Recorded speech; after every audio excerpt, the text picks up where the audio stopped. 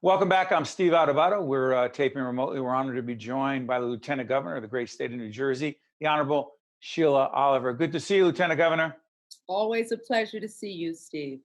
Absolutely. I want to clarify a couple things. You are the first woman of color to serve in a statewide elective office. You're the first woman of color to be the Speaker of the House. Are you the first woman to be the Speaker of the House as well? There was a woman who served for 6 months in 1965. It was during a period where the state was reorganizing districts and an election had not been held. And she was from Westfield, New Jersey, and she served for 6 months. I'm sorry, we're counting you as first. That being said, let me ask you, we're taping on the 16th of June. It'll be seen after that. The number one of the many complex challenges and problems you and the governor face as it relates to COVID-19, what would you say it is? I would say now that we have gotten a grip on the public health pandemic side, the economy of New Jersey and the economy of communities and the economic impact on families is going to be our next big challenge. Lieutenant Governor, as we do this program, we're focusing obviously on the long-term implications of COVID-19, but the other area we're focused and committed to examining, and you've been with us many times, is the series we're simply calling, quote, Confronting Racism. Absolutely. What does it mean in your mind for the state government to truly, legitimately confront institutional and any other form of racism? Mhm. Steve, that is an interesting concept. In addition to being lieutenant governor, I also am the commissioner of the Department of Community Affairs. And that is something that we began to do early on in the Murphy administration, create forums and opportunities on a monthly basis to bring in different people to address that issue. Many people think because we're New Jersey and we operate a large government, you see underrepresentation of African Americans in many of our state agencies and institutions. You don't see, and I often remind people that who you want to focus on are the people who are going to run this government, no matter who the governor is, no matter who the speaker is, no matter who the Senate president is.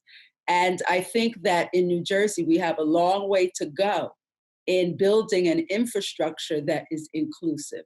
The governor made it his priority to diversify his cabinet. But if you look at some of our ancillary institutions within the government, our boards and commissions, we have a long way to go in terms of diversity. Racism does exist in government, without question it does. And it makes a difference if people with different experiences, different life experiences, people who have been subjected to all different races and ethnicities, they become different decision makers in running a government. So I think that New Jersey, we've done some good things, but we still have a long way to go.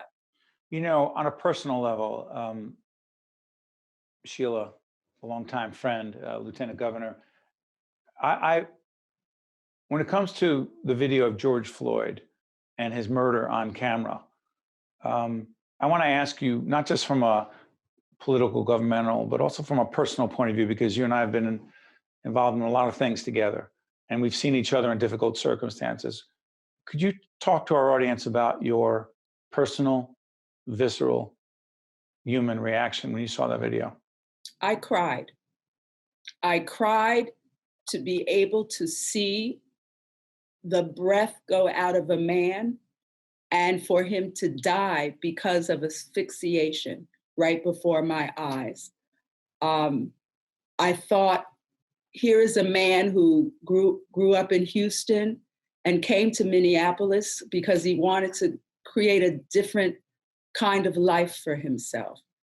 He was working 2 jobs, trying to make it work. And he had a young daughter there that he wanted to make life better for her. And when I saw that George Floyd lost his life over something so insignificant, it made me cry. And it made me think about how we don't respect the sanctity of life. We don't. And I know that George's death has led to an international conversation about discrimination and racism. And you know what's been interesting to me, Steve? Many people have come forward, who are white, and they've said, I never really recognized and, inculcated within myself what it means to be Black in America. And I think that this experience has really sensitized people from all walks of life to gain an understanding. And, we've done things like introduce Black history into curriculums in high schools, and we have the Amistad. But to hear some of the stories that have come out post the death of George, to hear so many Black men all around the country relay their experiences. And this happened on the heels of the bird watcher in Central Park. In Central Park, a woman who picked up the phone and called the police and said there's a Black man, just because he was bird watching. Harvard educated, but we've heard so many stories about it doesn't matter what your station in life is. You could be lieutenant governor. Correct. And you're still subjected that way. For me as a woman, with a lot of my friends, we carry purses, and we all have had an experience of you enter the elevator, and if there's a white woman in the elevator, she starts clutching her purse. So it's not just African American men who experience this thing called racism and stereotyping. It's Black women as well. But for some reason, Black women have been able to navigate it and negotiate it very differently than Black men. And I think that's historical. I'm sorry for interrupting. The Lieutenant Governor, with all of her, with a busy schedule that she has every day, has agreed to sit with us for a second interview, part of a series we're doing called Uncut. But for this particular episode, I want to thank the Lieutenant Governor for joining us. We wish you all the best. And for those watching, it's not just us. All of us need to, quote, confront racism, including our own. I'm Steve Adubato. Catch you next time. State of Affairs with Steve Adubato is a production of the Caucus Educational Corporation.